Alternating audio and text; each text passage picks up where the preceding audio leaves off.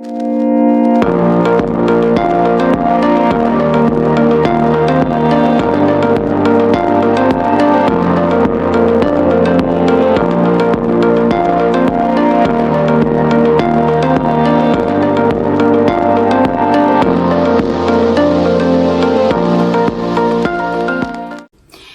itu demokrasi terpimpin? Kenapa bisa runtuh dan bagaimana peran Soekarno dalam menyetir pemerintahan pada saat itu? Sebelum menelaah lebih jauh, mari kita mengenal terlebih dahulu tokoh sentral pada masa demokrasi terpimpin. Tokohnya tidak lain tidak bukan adalah Soekarno. Beliau adalah presiden pertama di Indonesia dan berkuasa selama 22 tahun, yaitu dari 18 Agustus 1945 hingga 12 Maret 1967. Selain itu, di masa demokrasi terpimpin ini, 4 tahun sebelum lengser dari kedudukannya, Soekarno sempat dinobatkan sebagai presiden seumur hidup oleh MPRS pada 1963. Hal itu berdasarkan sidang MPRS dan tertuang dalam ketetapan MPRS nomor 3 MPRS 1963. Beliau adalah sosok yang karismatik dan tegas. Ketegasannya ini bisa dilihat ketika beliau menentang Malaysia sebagai negara federal dan menjadi negara persekutuan Inggris. Pada saat itu, Soekarno berpendapat bahwasannya gaya seperti itu adalah sebuah penjajahan gaya baru, dan dengan sikap kerasnya ia sempat membuat pidato dan sampai saat ini dikenal dengan Gayang Malaysia. Soekarno pada masa demokrasi terpimpin seolah menjadi matahari. Hal tersebut dikarenakan beliau menjadi tokoh sentral dalam keberlangsungan negara ini. Peran eksekutif pada masa ini sangat kuat hingga menarik dua poros lainnya sehingga mengikuti kehendak dari eksekutif. Hal tersebut bisa terlihat dari membubarkan DPR hasil pemilu 1955 pada tanggal 5 Maret 1960 akibat penolakan terkait dengan rancangan anggaran belanja negara. Ketika ada sesuatu yang menyeleweng, hanya diam saja tak berkutik. Trias politika dalam pemerintahan seharusnya membentuk suatu sistem check and balance. Tapi dalam kasus ini, karena salah satunya memiliki power yang sangat kuat, membuat hal tersebut tidak berjalan dengan baik. Selain Soekarno, salah satu tokoh yang cukup kental pada masa demokrasi terpimpin ialah tidak lain dan tidak bukan adalah penggerak serta ketua dari Partai Komunis Indonesia, yaitu Dipa Nusantara Aidit atau yang disingkat dengan DN Aidit. Dia merupakan seorang politikus komunis Indonesia yang pernah menjabat sebagai wakil ketua MPRS pada tahun 1960 hingga 1965. Sepak terjangnya di politik Indonesia bisa dikatakan cukup panjang, dimulai dari banyaknya belajar mengenai teori politik Marxis melalui Perhimpunan Demokratik Sosial Hindia Belanda yang berganti nama menjadi PKI. PKI bisa dikatakan menjadi besar berkat DN Aidit, namun waktu demi waktu, sikap Aidit sendiri kepada pemerintahan Soekarno semakin menunjukkan perbedaannya. Hal itu bisa dilihat dari adanya ketegangan antara TNI dan PKI yang memuncak pada tragedi 30 September atau sering disebut Gerakan 30 September G30S pada tahun 1965. PKI yang dipimpin Aidit dituduh menjadi dalang utama penculikan terhadap sejumlah jenderal, dan pada akhirnya DN Aidit harus menerima hukuman dari militer, yaitu hukuman mati, walau hingga saat ini bentuk kematian dan makam Aidit sendiri belum diketahui. Masyumi awalnya dibentuk oleh Jepang pada 24 Oktober 1943 sebagai organisasi Islam untuk membantu mengendalikan umat Islam di Indonesia. Muhammad Natsir, tokoh utama Masyumi, dikenal sebagai pemimpin penting dan penggagas mosi integral Natsir yang mengembalikan Indonesia ke negara kesatuan setelah sempat menjadi negara federasi. Pada akhir 1950-an, Masyumi menjadi oposisi utama terhadap kebijakan otoriter Presiden Soekarno, terutama terkait demokrasi terpimpin. Namun, keterlibatan beberapa tokohnya dalam pemberontakan PRRI menyebabkan partai ini dibubarkan pada 1960, dan sejumlah tokohnya termasuk Natsir ditahan. Di era Orde Baru, Masyumi tidak diizinkan berdiri kembali, tetapi ideologinya diteruskan oleh partai-partai Islam seperti PPP dan PBB yang berkontribusi dalam membentuk identitas politik Indonesia yang demokratis dan pluralistik. Pada masa penerapan demokrasi terpimpin, ada pemikiran yang sangat melekat pada Soekarno dan diterapkan, yaitu Nasakom. Apa itu Nasakom? Konsep Nasakom, singkatan dari nasionalisme, agama, dan komunisme, diperkenalkan oleh Presiden Soekarno sebagai bagian dari upaya untuk menyatukan berbagai elemen dalam masyarakat Indonesia. Dalam pandangannya, Nasakom merupakan ideologi yang bertujuan menciptakan persatuan di antara berbagai kelompok di Indonesia, termasuk nasionalis, religius, dan komunis. Penerapan Nasakom mencerminkan keinginan Soekarno untuk mengintegrasikan berbagai ideologi demi mencapai stabilitas politik dan sosial di Indonesia pada masa itu. Gagasan ini telah dipikirkan oleh Soekarno sejak tahun 1920, di mana ia bercita-cita untuk mengintegrasikan ketiga ideologi besar tersebut. Implikasi dari penerapan Nasakom cukup luas. Pertama, Nasakom memberikan legitimasi kepada Partai Komunis Indonesia untuk berpartisipasi dalam pemerintahan. Namun, hal ini juga memicu ketegangan dengan kelompok-kelompok lain yang merasa terancam oleh meningkatnya pengaruh komunis. Nasakom menyebabkan perubahan dalam struktur pemerintahan. Soekarno mulai mengandalkan partai-partai politik yang mendukung Nasakom, yang berujung pada pengabaian terhadap partai-partai lain yang dianggap kurang sejalan. Ketiga, penerapan Nasakom juga mempengaruhi kebijakan luar negeri Indonesia. Pendekatan ini seringkali dipandang sebagai upaya untuk memperkuat posisi Indonesia di kancah internasional sambil tetap mempertahankan ideologi Nasakom di dalam negeri. Singkatnya, dengan adanya Nasakom ini, Indonesia menjalin relasi dengan blok barat kala itu yang dipimpin oleh Amerika Serikat dan blok timur yang dipimpin oleh Uni Soviet. Indonesia sendiri pada akhirnya memilih untuk tidak berpihak kepada salah satu blok dengan menginisiasi gerakan non-blok, menjalin relasi dengan blok timur, seperti untuk kepentingan pembebasan Irian Barat. Peristiwa ini juga disebut dengan Trikora, atau tiga komando rakyat pada tahun 1961 hingga 1963 untuk membebaskan Irian Barat atau yang sekarang dikenal dengan Papua dari cengkeraman Belanda yang mencoba mendekati Indonesia untuk menguasainya kembali. Dengan keberhasilan perebutan Irian Barat dari Belanda, secara tidak langsung hal ini menunjukkan kekuatan Indonesia dari segala aspek, terlebih secara ideologi, politik, pemerintahan, pertahanan, dan keamanan. Relasi ini tetap berjalan walaupun blok barat yang dipimpin oleh Amerika Serikat mengecam negara-negara yang bersikap netral atau di luar blok barat.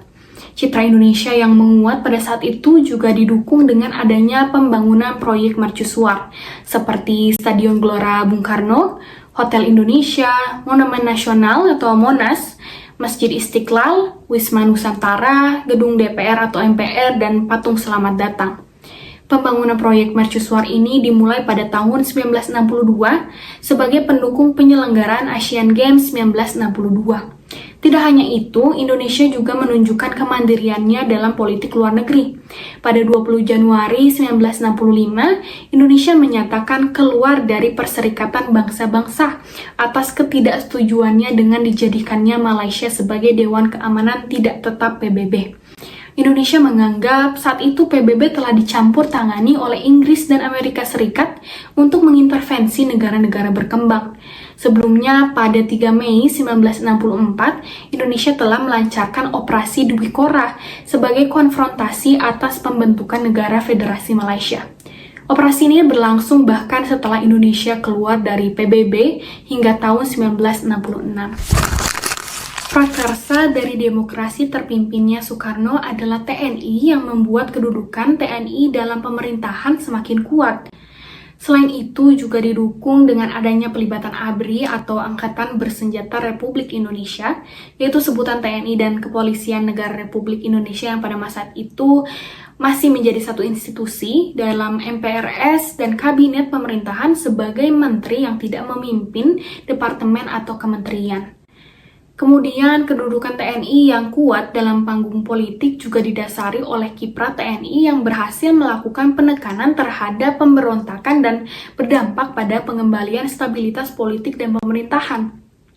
Keberhasilan ini membuat Soekarno berpikir untuk memberikan ruang politik bagi TNI agar tercipta stabilitas pemikiran politik dalam strateginya untuk menyatukan pemikiran nasionalisme, agama, dan komunisme atau Nasakom.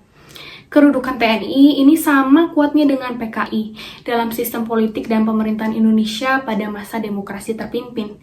PKI yang berpikiran bahwa komunisme adalah bentuk ideal negara di mana pemerintah memiliki kepemilikan materi seutuhnya melalui intervensi kepada masyarakat yang sangat besar dan menguasai kehidupan setiap individu dan kelompok. Paham ini membawakan keuntungan bagi PKI karena pada masa itu, masyarakat Indonesia sulit untuk memenuhi kebutuhannya secara ekonomi. Artinya, paham yang dibawakan oleh PKI sejalan dengan apa yang diharapkan mayoritas masyarakat Indonesia pada masa itu. Nasakom sebagai strategi yang dicanangkan oleh Soekarno untuk menyatukan tiga pemikiran politik juga memberikan ruang politik bagi PKI. PKI memanfaatkan rencana pemerintah dengan propaganda PKI adalah garda terdepan, pembela, dan pelindung Nasakom. Hal ini dilakukan untuk menarik simpati rakyat terhadap PKI. Akan tetapi, tindakan yang dilakukan PKI menyebabkan paham yang dipegang oleh mayoritas masyarakat menyimpang dari Pancasila dan UUD 1945 sebagai falsafah hidup negara Indonesia. Selain itu, PKI berhasil meyakinkan Soekarno bahwa kekuasaannya akan menjadi lemah ketika berhadapan dengan TNI. Dengan demikian, Soekarno selalu berorientasi pada usulan dan saran yang diberikan PKI. Ketegangan semakin terlihat pada Januari 1965 setelah D.N. Aidit selaku pemimpin PKI saat itu mengusulkan pembentukan angkatan kelima, yaitu buruh dan tani yang dipersenjatai dari Tiongkok. Usulan ini mendapatkan penolakan keras dari ABRI, khususnya Letnan Jenderal Ahmad Yani selaku Kepala Staf Angkatan Darat saat itu. Dengan demikian, terhadap kontra pemikiran antara TNI dan PKI yang saat itu sama-sama menguasai sistem politik dan pemerintahan. Perbedaan pemikiran ini menyebabkan TNI dan PKI saling berusaha meyakinkan Soekarno untuk berpihak kepada salah satunya. Melihat rivalitas antara TNI dan PKI yang semakin jelas dalam perpolitikan Indonesia saat itu, terdapat rumor bahwa beberapa perwira Angkatan Darat tidak senang dengan kinerja Soekarno dan berniat untuk menggesernya. Pertama kali muncul pada bulan September 1965. Menanggapi hal ini, Soekarno memberikan perintah kepada pasukan Cakrabirawa untuk menahan para jenderal yang dianggap sebagai ancaman bagi kekuasaannya agar dapat dimintai keterangan mengenai upaya tersebut. Pasukan tersebut akhirnya dipimpin oleh Letnan Kolonel Untung, Komandan Batalion 1 Resimen Kawal Cakrabirawa. Kolonel Abdul Latif menerima laporan dari Letudul Arif, pemimpin lapangan yang mengabarkan bahwa beberapa jenderal yang ditangkap terbunuh dalam proses tersebut. Informasi ini semakin memperkeruh situasi karena tindakan tersebut bukan hanya menciptakan ketegangan antara militer dan pemerintah, tetapi juga menimbulkan pertanyaan tentang siapa yang sebenarnya bertanggung jawab atas keputusan tersebut. Salah satu target utama yang lolos dari percobaan penculikan dan pembunuhan selama G30S adalah Jenderal A.H. Nasution. Namun dalam prosesnya, ajudan dan putrinya, Ade Irma Suryani Nasution, dibunuh. Setelah kejadian tersebut, para korban yang diculik, termasuk para jenderal lainnya, diangkut dan dibuang ke tempat yang kemudian dikenal sebagai Lubang Buaya di Pondok Gede, Jakarta. Beberapa hari setelah peristiwa tersebut, TNI di bawah pimpinan Jenderal Soeharto memulai operasi besar-besaran untuk menanggulangi PKI dan pendukungnya. Diperkirakan ratusan ribu orang yang diduga terlibat atau memiliki hubungan dengan PKI ditangkap, diadili, atau dibunuh selama operasi penangkapan massal. Kebijakan ini dikenal sebagai pembersihan atau penumpasan PKI. Letnan Jenderal Soeharto mengeluarkan TAP MPRS PBR nomor 1 3/1966 pada tanggal 12 Maret 1966 yang menyatakan Partai Komunis Indonesia sebagai organisasi terlarang di seluruh Indonesia dan melarang PKI dan semua organisasi yang berafiliasi dengannya. Peristiwa 30 September 1965 memiliki dampak yang luas dan mendalam, membawa perubahan signifikan dalam berbagai aspek kehidupan di Indonesia. Peristiwa ini secara politik menandai berakhirnya era demokrasi terpimpin yang dipimpin oleh Soekarno dan membuka jalan bagi rezim Orde Baru di bawah kepemimpinan Jenderal Soeharto. TNI mengambil peran penting dalam pemerintahan yang mengubah dinamika politik dan semakin diperkuat dengan penerapan larangan terhadap PKI serta pembersihan unsur-unsur yang dianggap komunis. Struktur kekuasaan baru ini menekankan stabilitas dan keamanan, tetapi juga membawa resiko represif terhadap lawan politik. Sebelum masa demokrasi terpimpin berakhir, Indonesia mengalami ketidakstabilan yang serius. Peristiwa G30 SPKI pada 30 September hingga 1 Oktober 1965 jadi titik balik penting yang menandai akhir dari demokrasi terpimpin. Peristiwa ini dimulai dengan penculikan dan pembunuhan 6 jenderal Angkatan Darat yang menciptakan rasa takut dan kekacauan di militer serta masyarakat, dan pada akhirnya membuat posisi Soekarno semakin hilang legitimasinya. Di masa akhir pemerintahan Soekarno, Indonesia juga mengalami stagflasi, yaitu inflasi yang sangat tinggi dan ekonomi yang sangat stagnan. Harga barang kebutuhan sehari-hari melonjak tajam, yang memicu ketidakpuasan besar dan membuat masyarakat kehilangan kepercayaan pada pemerintah. Selama demokrasi terpimpin, Soekarno sering mengambil keputusan penting lewat keputusan presiden tanpa berkonsultasi dengan DPR. Ini melanggar prinsip checks and balances yang ada di UUD 1945 yang seharusnya menjamin keterlibatan legislatif dalam keputusan besar. Demokrasi terpimpin Soekarno cenderung bersifat diktator dan tidak mencerminkan prinsip-prinsip Pancasila, karena lebih fokus pada kontrol pemerintah dan membatasi peran masyarakat, sehingga nilai-nilai demokrasi pun terabaikan. Setelah Super Semar dikeluarkan, Soeharto langsung bertindak keras terhadap PKI dan para pendukungnya. Mulailah terjadi pembersihan besar-besaran anggota dan simpatisan PKI di seluruh Indonesia yang menewaskan hampir 1,5 juta orang. Di bulan Maret 1967, MPRS secara resmi mengangkat Soeharto jadi pejabat presiden. Super Semar ini awalnya diterbitkan Soekarno pada 11 Maret 1966 yang memberikan wewenang kepada Soeharto. Namun setelah Soeharto mulai bertindak keras, dukungan masyarakat dan politik beralih ke arahnya.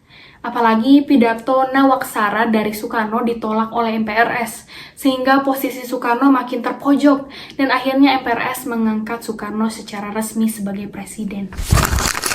Jadi sekarang udah tahu kan tentang demokrasi terpimpin? Nah, kalau ada pandangan lain, yuk tulis pandangan kamu di kolom komentar. Dan sampai ketemu di lain kesempatan.